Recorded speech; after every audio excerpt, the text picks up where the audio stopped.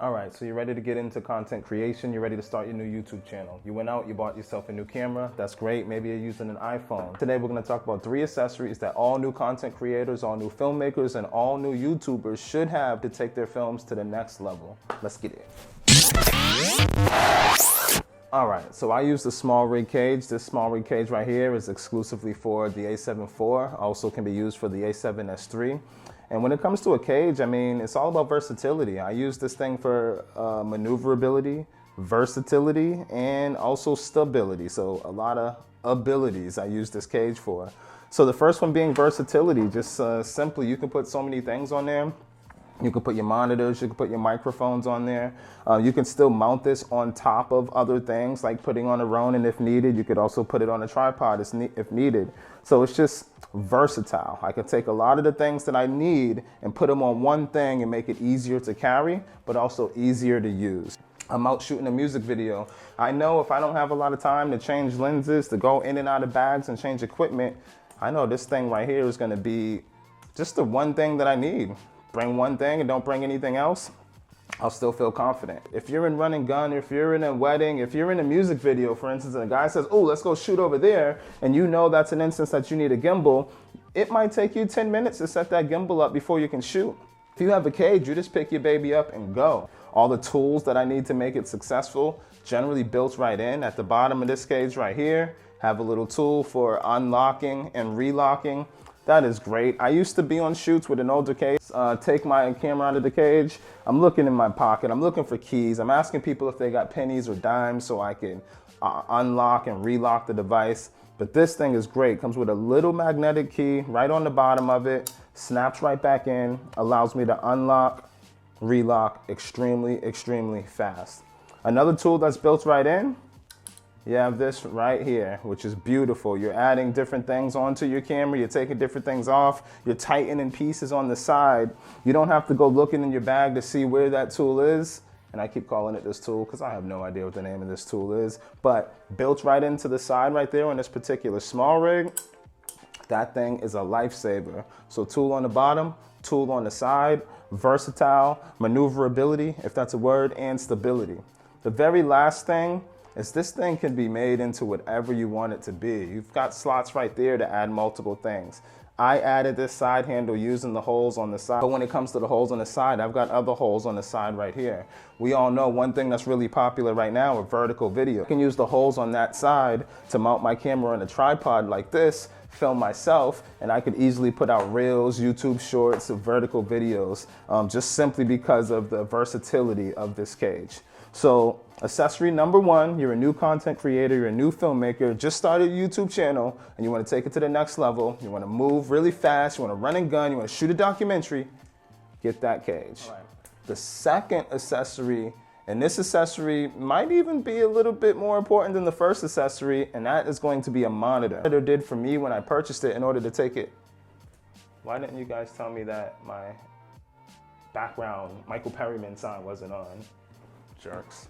All right, the number one thing that monitor has improved for me was easily my composition. Because I would look at the back of the screen on my camera and I would pretty much spray and pray. I'd be out there filming, I'd look at it. If it's a sunny day, I don't know if everything's coming out perfect. I get home, I put the footage into the computer, I take a look at it. There's a huge trash can on the left I wish wasn't in the image.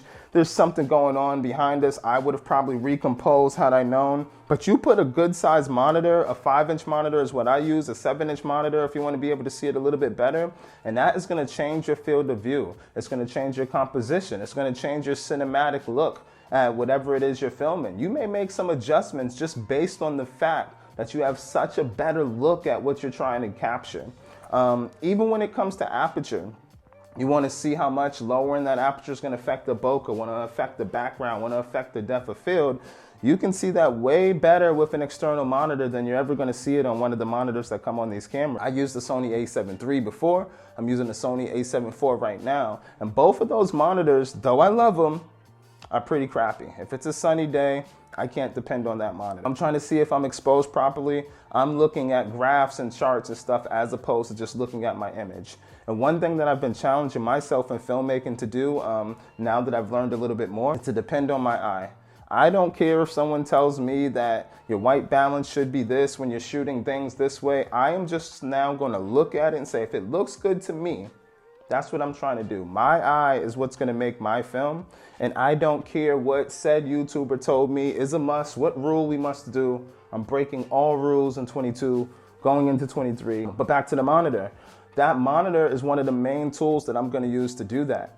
I'm going to be able to take a look and see what I'm getting. I'm going to be able to be a little more artistic by making changes to my aperture. If I need a little bit more light, I'll be able to see it a lot quicker with a huge size monitor. And just simply, if I have a cage, like accessory number 1, the reason I have the cage is to put accessories on there. And one of the most common accessories you're going to put on there is a monitor and a microphone. So I've got a small rig. I put my beautiful monitor on top. I really don't need much to go out and shoot a wedding. I don't need much to go out and shoot a music video. I don't need much more than those things to go out and shoot a commercial for a client. So you want to take your composition, you want to take what your eye sees and take it to the next level. You want to stop the sun from making that crappy screen on the back look like a crappy screen on the back. Get yourself a monitor, step your game up. All right, and last but not least, some form of small portable light. Now, there's various lights that we all can get, so I'm not gonna tout one brand whatsoever. I do have the light that I have. This small light for me has been a lifesaver. Hopefully on the screen, I'm showing you some examples. If I go out to a music video shoot, I can just pull that light out, light up the subject's face, and make them pop out from the background a little bit more. I go out on a photo shoot and I just want to highlight the subject a little bit more, but I don't want to bring big, huge 3-point lighting. Or maybe I'm just getting some content for YouTube or for IG, and I really don't need to bring out professional equipment. But outside of that, man, this light is so versatile. Not only is it the light that I'm using in the background to provide a little color, a little shameful YouTube told me it's the right thing to do after I just said I'm not going to follow the things that YouTube told me to do, but I am. Add a little color pop to the background. Now I can change that to any color I want: red, greens, blues, pinks. I'm going with pink because it's a good dramatic change from how beautiful my deep dark skin is, so stop complaining. But that light is versatile. Not only could it change colors, I also can do this lighting effect, like a cop's coming, or like the ambulance is going by, or whatever it may be. In this music video I shot for Joan Afro Beats, we had the model dancing in the hallway. We had no lights other than the crappy lights that were in said hallway. We brought out this light, we turned it on to the police section, and it starts to vibrate, boom, go, dance.